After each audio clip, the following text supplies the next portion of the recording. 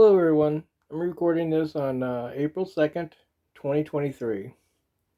As it says in the heading, yes, this is my ancestors. Starts back over here. Just to get this quickly over with. You can view through it later if you want to, or I have another one where I'll just go through every one of them. Okay, so it goes back through there, over there. Okay. Alright, and these are kind of mixed up. As you get back over here, it just gets a big mess.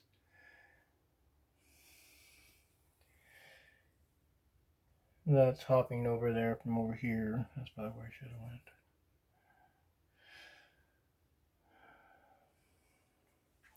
That's just following them up. A lot of them are like that. And then I have to go to there and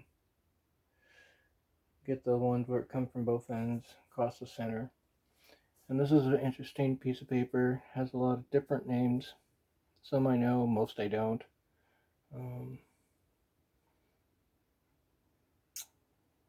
There is a Wonder Woman in here, though. This is Diana from Amazon. There's also Lucifer's daughter. Okay, anyways, what I want to get to is a bedtime story. Okay, so it's just a bedtime story. Don't kick me off. And revolves around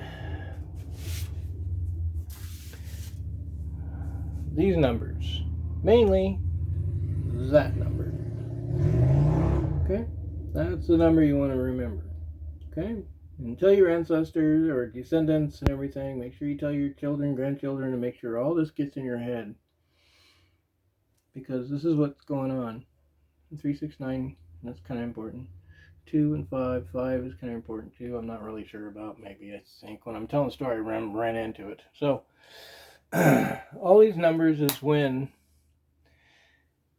there's going to be a giant black star, or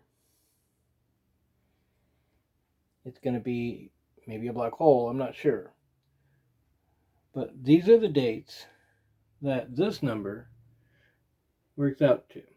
And when I was told that every 3, it might be bad, like Noah or something. And then every 9, which would be 9,000 or 12,960.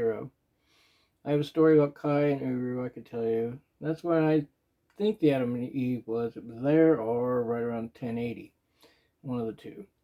Right after that. Okay, so. And then, I don't know. If you look up these numbers, you can see that they probably work out to something, that happened on this earth at one time or another. I only went back to 7920. And this is where I ran into the 5 thing. And that's where I think the pyramids were built. That's what I was told. And part of one other bedtime story. And then you go 3, and then right here you get a 5 somewhere. Maybe it's that one, 72. From a 13, or I mean a 9. Okay? So every 9, you're going to get something that's going to be worse. Like, that's a 9. 12,960. And you go down here to 25,920. That would be another bad one, but it comes in 3s, really, the worst of it. And this thing, is also a giver of life. It may take life, it also gives life. And what's going to happen to the earth? Well, that gets crazy. All right, so let me get to that. All right, let me set this down.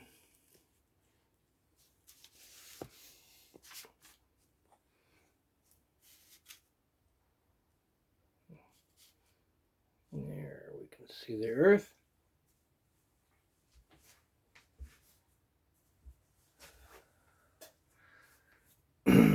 So, bring the earth a little closer.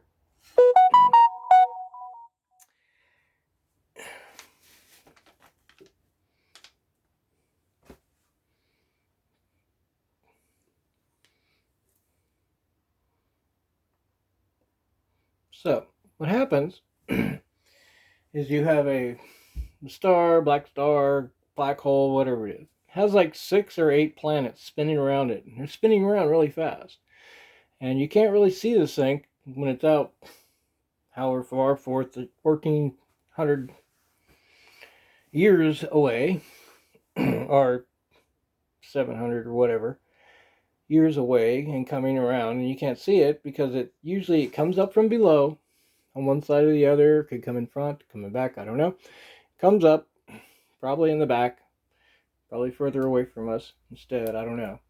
And then what happens is it's going to take and grab the water, just like our moon does, give us tidal surges and everything. Okay, so it's going to grab the water on the planet. And as it's coming down from below, it's going to reach and pull the water this way, downward, from whatever direction it is, this way or that way. And remember, we're spinning at 1,000 miles an hour, cruising along, right? Oh, we're going this way, sorry. We're cruising along this way. And then the water will start being pulled in different directions. There'll be like 7 days. And there'll be 2 days where it's going to start having tidal surges that come up over the earth. All the lowlands are going to get flooded and sloshed. There's going to be tons of lightning storms. This thing is like super electromagnetic. We might even lose all the metal on the earth. Might just suck it off. Like I said, it's a big magnet. That's why it causes our earth to tilt. And I think when it's out there somewhere, it has so much draw that it actually creates our seasons. You could line it up with a line from the, what is it, the equinox or whatever on both sides. And it's probably, that's the direct line that it'll be underneath us coming from below. Okay, so that'll let you know. It might wrap around the sun first. You know, it probably, it depends on where we are in the solar system, is why it works out to be every 9 that it gets really bad. But it comes by every 1,440 years. That lines up and does all kinds of other mathematical things, and so does those other ones. I can't remember them all right now. So then, the third day, the water is going to start coming over the earth, but at an angle. Everything here is going to come across here. Everything over here is going to come like this and probably get pushed down this way, out of the way. Remember, it's down below, so it's pulling more this way than any direction. All right, so some things won't get hurt, some things will, like here. Animals will start recognizing it, heading up to the higher elevations. The third day, it's going to come straight across. And we're going 1,000 miles an hour, right? The water has to stay with us. So, we're spinning that way. The water's going to come from this way, from the Atlantic, and it's going to squish right all over this. Keep going. That's why you find all kinds of boulders and such over here. They go all the way across the damn ocean. Over here, you don't see nothing. It's all smooth. There's some lines where all the water ran off. Because every time it comes over and pulls the water up, what it's going to do is all that water hits these mountains. You can see that mountains right there. And it's going to come across and hit these mountains. And all that's going to be stuck there. So while we're spinning around the earth until we get back around to the other side, and it's pulling the rest of the water around, or this way, then what's going to happen is all this water has got to run off. And it'll all run off down here and make this little horseshoe right here in the Gulf of Mexico. And it'll have all kinds of runs right here. You'll see they're really deep. And then you'll see other ones over here that just kind of run off. And then over here, you'll see tons of boulders. There'll be boulders strewed out all over, even over here, down here at the bottom. So then the fourth day, it's going to be coming up from the top. So then the water is going to get pulled up, right? And then the next day, it's going to help it pull up a little bit more, okay? And each time it comes across, all these mountains are going to stop it, and all the water is going to rush off billions of gallons that didn't get over the hump, okay? But it's going to be like a bubble, and that's why it goes over everything, right where the bubble is. However big it is, I don't know. It could be this big, it could be that big. We don't know. We'll find out soon, though, right? So, where's the best place to be? Well, my idea is probably... Oh, can't see it. Scoot back a little bit. Right here. In this little section right here. Every time I look on a map, I see these mountains are still there. They show million-year-old maps. These mountains are right here. I look for volcanoes. I don't really see very many volcanoes right here. I see them along here, up this trench, along California. I see them past here, down to Mexico, and further down, and all the way down here. There is a section down here in Peru. Doesn't seem to get a lot of volcanoes either. I don't know if it's low or what. What you want to do is get into a mountain that's made of rock. Don't get some dirt mound.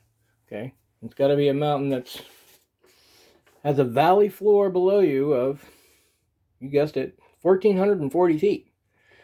And you have to be below any peaks of that mountain, not counting little pointy little things that are stubbed up. The meat of the mountain. Okay? You got to make sure you're that low below that. Okay? So get on a nice big giant mountain rock. And the 1,440 means that you want to have a valley below you. You know, like a large area that's 1,440 feet. This way, when the floodwaters recede, and there might be 1,000 feet of muck, okay, you know, you don't want to be under that. It'll be a hard time to digging yourself out of that. You're already probably going to have to dig yourself out, no matter where you end up. And consider the front of your cave might be missing, okay, first 20 feet, 100 feet, all the way up to, well, you're supposed to go in at least 144 feet. So at least 144 feet, but the bigger is better. You want to have your cave double what your living area is. So in case you have to dig yourself out, you can put all of that dirt in your cave as you're digging your ass out when you feel it's time. Also, you want to have a large enough cave system so you have enough oxygen to survive. There might be any oxygen for a month out on the rest of the earth. Also, what happens is this thing is super hot. And then, like, it takes away our atmosphere on our magnetosphere. It goes haywire. So when it's spinning across here, it could be irradiating on one side, maybe double suns or suns on each side before the water comes, because it's still out there. The water isn't getting all, because it's not close enough, it hasn't really affected us in the water section. And then, so in other places where there's no sun, and say on the backside, no sun, and then that side could be basically exposed to space with all kinds of weather and wind and tornadoes, like I said, and tons of lightning storms that are going to be coming. And it could be instantly freeze your ass. I mean, snap, 500 degrees below zero, and we're talking, you know, like a microburst coming down. Okay, so whatever it is, you could be walking along and freeze right in place. A waterfall could be coming over, freeze right in place. It'll just freeze the outside and lock it in. And then the rest of it just, you know, finishes it. Let's see. What else?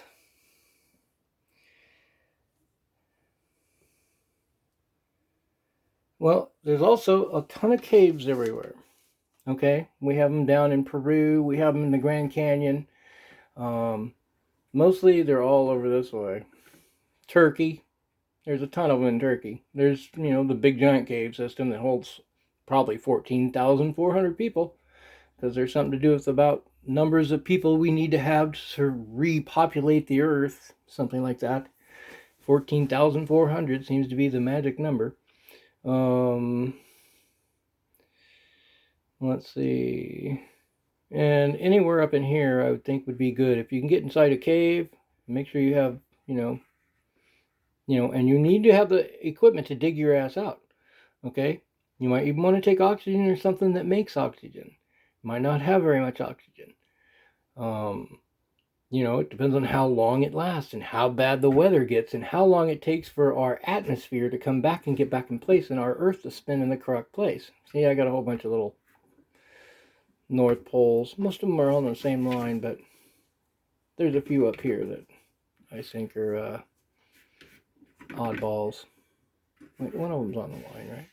Yeah, that one's over here. That one's on the line. That one's just a little off. And then, of course, there's the those, and then there's this is where the North Pole used to be. This is where it was when we, you know, had our last catastrophe at 12,900 years ago. So, all of this ice came crashing down this way first. You know, water came sloshing over, pulling whatever water this way, probably pulling the ice down, even went further, dragging shit further than it ever grew. And then the water comes over, splashes this way, like I said, and then it'll come over and splash more upwards. And maybe we might even get, we're going to, at the same time, which is weird, why we get different striations, is our Earth starts tilting sideways, and it might get a little wobble. So we might be going, this way, and then the next time we come around, we're like this way. You see what I mean? So nothing's really consistent until we balance back out. Now, I think the North Pole is going to go to here. Just my guess. But there's, looking at where it's headed, unless it snaps back. And it snaps back, it might come back over here. In the worst case scenario, we're just going to flip over sideways and be spinning like this. Or like this. Okay? No, it'll be that way, sorry. So we might be spinning that way. Who knows? And you can take any one of these holes I got. Here's some of the old South Poles.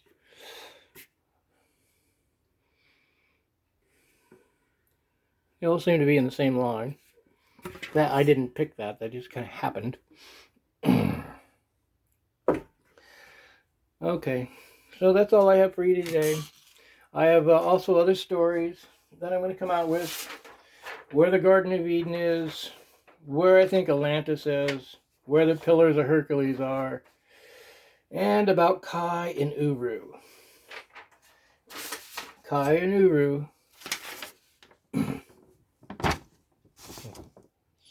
survived the 12,960. Okay? And there's a whole story about them, and I'm going to tell you about that one. And there's another story about Gilgamesh, and another story about Zeus, and another story about Noah that you guys don't know about. Okay. So